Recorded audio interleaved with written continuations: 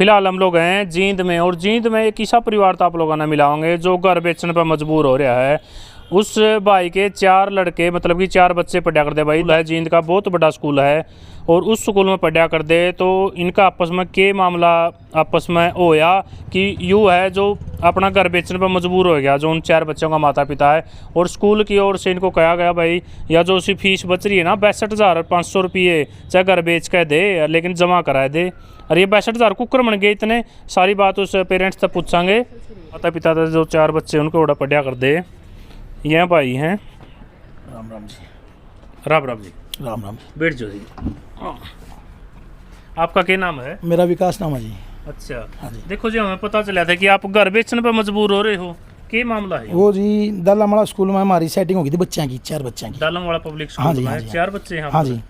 तो उसमें उन्होंने ये बोला था कि 4 बच्चों पे जितना कंसेशन हम सब करके देंगे, मतलब छूट कर देंगे। हाँ जी। आप पूरा पढ़ा लो। हाँ जी। वैसे हर एक में 3 बच्चा पे, एक बच्चा हर स्कूल में मिला है। हाँ। हमारे 4 बच्चे थे, उन्होंने बोला था कि जितना भी कंसेशन होगा वो करके देंगे। बिल्कुल। और फीस हमारी लास्ट तक क्लियर करनी है। मतलब आप लास्ट लग फीस पूरी कर हाँ, दो। किसी तरह करो आप। हाँ। 1 किस्त में करो, 2 में करो, हर महीना करो, किसी तरह करो आप। उन्होंने ये बोला था हमारे को। तो उसके बाद में हमने जैसे पैसे आते रहे, थोड़ा थोड़ा जितना भी, कुछ कोरोना की मार थी, कुछ बीमारी की, इस कारण से हमने आराम आराम से उनके पैसे जमा कराते रहे। अच्छा। लास्ट में पेपर के टाइम उन्होंने बच्चों को बैठने नहीं दिया। पहली बात तो ये, हम खुद जाके वहाँ रिक्वेस्ट करी, 2-3 घंटे लगाए। लगाने बाद उन्होंने थोड़ी बहुत माननी मारी। मानने बाद में बच्चे एक बार बैठा दिए, वो भी धूप में बैठा के पेपर देने दिए। धूप में बैठा के पेपर दिए। चलो कोई बात नहीं, पेपर हो गए। फिर उन्होंने हमारे को बोल दिया रिजल्ट लेने आना है आपको 25 तारीख को। हम 25 तारीख को गए, स्पेशल बुलाए थे कि ज़रूर से ज़रूर आना है, आपके बच्चों की स्कॉलरशिप है। उन्होंने ये बोला था हमारे को। तो बुला के हम बोले भाई इनका पहले हमारे कार्ड दिखाओ। बोले ऐसे कार्ड नहीं मिलेगा, पहले फीस क्लियर करो। अच्छा, रिजल्ट कार्ड? हाँ जी। हम बोले बच्चों का चल कार्ड मत दो अभी, हमारे को ये बता दो बच्चों के कितने % नंबर हैं। हमारे को वो भी नहीं बताया था। फिर हमने उनसे बात की प्रिंसिपल से, और उनका ओनर है कोई मोहित। कितने रुपये बच रहे हैं, मैं जमा करा दिया। हाँ जी। उन्होंने बताया हमारे को 18,000 कुछ रुपये बताई। उसमें 18,000 कुछ रुपये में मेरा बैग का काम था, साथ में पुराना माल था। हाँ जी, हाँ जी। तो मैं बोला अभी मेरे पास पैसा नहीं है, बीमारी के कारण से ज़्यादा तंग हूँ, और आप मेरे से 18,500 रुपये बैग उठा लो। तो प्रिंसिपल मैडम थी, मोहित सर ओनर थे, और एक सुरेश था वहाँ, उन्हीं के स्कूल का कोई टीचर है। सब ने मिल के बोला ठीक है आपके बैग उठा लेंगे। बैग वाला उन्हीं के स्कूल का है, कोई बुक बेचता है, वो बुला के साथ में बोल दिया यहाँ से बैग उठा लो। और हमारे से 14,750 रुपये के उसी दिन बैग ले गई। उड़ता है कि लेके गई? हाँ जी, घर से आके लेके गई। उन्होंने मेरे को ये बोला भाई आपको ये 15,000 रुपये रसीद आपको वहाँ जाके मिल जाएगी। अच्छा। रही जो 3,000 रुपये की, भाई अपनी डीलिंग चलती रहेगी, कोई बात नहीं, ये 3,000 में क्लियर कर दूंगा, मैं बैग उठा लूँगा। ये बात होगी मेरी सब। उसके बाद में ना तो उन्होंने मेरे को 14,750 रुपये की बैग की रसीद दी। रसीद कौन दिया? हाँ जी। ना उन्होंने मेरे से बात की। मैं स्कूल में गया तो कहने लगे भी SLC अभी तो मिले नहीं, 5वें 6वें महीने में साइट खुलेगी, उसके बाद SLC मिल जाएगी आपको। तो मैं फिर उनसे बात करता रहा। कभी कहता अकाउंटेंट नहीं बैठा है, कभी कहता है प्रिंटर चालू नहीं है, कभी कहता मैं एक बार स्कूल में जाता हूँ, घर पे हूँ, घर वहाँ जाके फिर बात करके आपसे करवाता हूँ। अच्छा। आपके पास कॉल नहीं आएगी पैसे के लिए। तो ये बात होती रही। फिर मैं अभी गया था, पिछले 6वें महीने में गया था। तो पहले तो मैं उनको लिखित रूप में दे के आया 2-3 बार बाई हैंड, भाई मेरे को SLC चाहिए। उन्होंने आज दे रहे हैं, कल दे रहे हैं, 6वें महीने में खुलेगा, ये करेगा। मैं सोचा भाई इसको रजिस्टर्ड करवा दूँ। मैंने डाक से रजिस्टर्ड भेज दी, भाई उसको मना कर सकते हैं कल को ये, जब इतनी बात हो। तो अब मेरे पास रिप्लाई आया है 25-26 दिन के बाद। पैसे तो मेरी साइड 3,500 बाकी हैं। 18,000 में तो 15,000 रुपये बैग चले गए, 3,500 बच गए। अब वो मेरे को 62,600 रुपया बिल दिया उन्होंने मेरे को बना के। अब वो कह रहे हैं कि जो हमने कंसेशन किया था वो आपने क्लियर करना पड़ेगा, ये कंसेशन ऐसे नहीं है, कोई छूट छाट नहीं, अब तो सारे पीछे ले। हाँ जी। और हमारी जो रसीद गई है, रसीद में उन्होंने साथ में पूरा कंसेशन करके मेरे को, तो पहले की है ना सब, ये लास्ट तक की है जी। अच्छा। ये मान के चलो मेरे ख्याल से फरवरी मार्च तक की रसीद है मेरे पास। एक वो 14,500-15,000 रुपये रसीद नहीं है। बोले 2 बच्चों की तो मैंने पूरी कर रखी है। तो मैंने उनको बोला था ये बात, भाई इसमें 2 बच्चों की मेरी क्लियर फीस है, उनकी तो दो। तो कहते हैं ऐसे नहीं मिलेगा, मतलब चारों की क्लियर करो और तब देंगे। और कंसेशन था जो, हाँ जी, वो खत्म कर दिया। हाँ जी। बाकी उसी में जो रसीद में है जी, उसी में कर रखा है जी कंसेशन उन्होंने सब।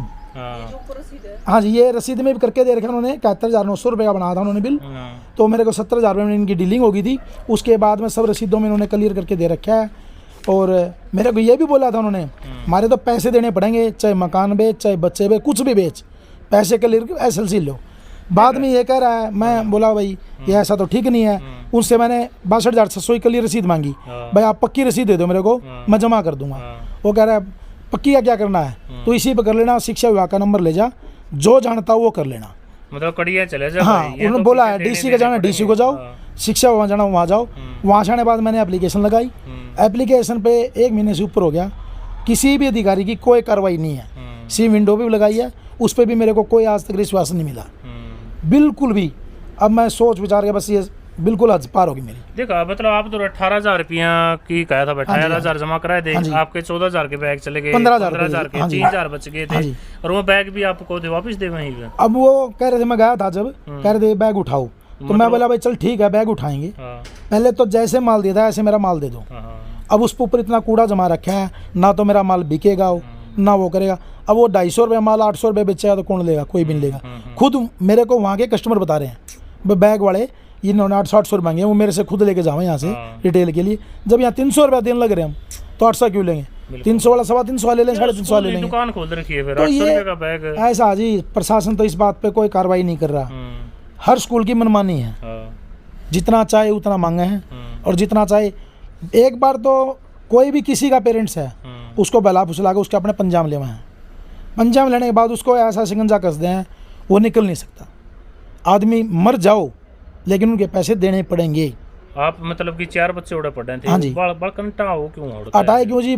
पहली बात तो स्टाफ का रवैया ठीक नहीं था, सीधी बात तो ये। पढ़ाई भी ठीक है, बच्चे पढ़ाई में ठीक थे हमारे। एक में सबसे बड़ी लड़की के 92% नंबर हैं, और बच्चों को किसी को 87 हैं, किसी को पढ़ने में होशियार है। हाँ जी, किसी को 65% है। लेकिन हमारे बच्चे 3-3 महीने स्कूलों में नहीं गए हैं। मैं ये भी कह रहा हूँ, पूरी साल के अगर कलेक्शन निकाला तो 3 महीने स्कूल में नहीं गया, फिर भी हमारे बच्चा ने पूरी कोशिश करके पूरी हिम्मत करी है। लेकिन उनको आज भी समझ में नहीं आ रही है बात। जाते हैं वहाँ भी रवैया ठीक नहीं उनका बात करने का, बस जाते बोलते हैं आगे बैग वाले पैसे लेने हैं, अकाउंटेंट के पास जाते हैं, वो बोलता प्रिंसिपल के पास जाओ, प्रिंसिपल के पास जाते हैं, ओनर के नाम दे देता है। वो ऐसे गुमराह कर रहे हैं हमारे को। अब लास्ट में मोहित से, प्रिंसिपल से और अकाउंटेंट से, तीनों को इकट्ठा बैठा के सबसे बात है। वो कह रहा है कहीं चले जाओ आप, शिक्षा विभाग जाओ, DC को जाओ, शिक्षा मंत्री जाओ। 62,000 हाँ, ये 62,600 दो और अपनी SLC लेके जाओ। अब हमारे बच्चों को दूसरे स्कूल से डंडा रहे हैं, जिस स्कूल में हमारे पढ़ रहे हैं। अब क्या करें, इस हिसाब से बच्चों का भविष्य खराब हो रहा है। मतलब आपके समाधान चाहूँगा, 18,000 रुपये तो आप दे दोगे? हमारा माल उठवा दोगे बढ़िया करके जी, हम तो 18,000 देने में तैयार हैं, सीधी बात है।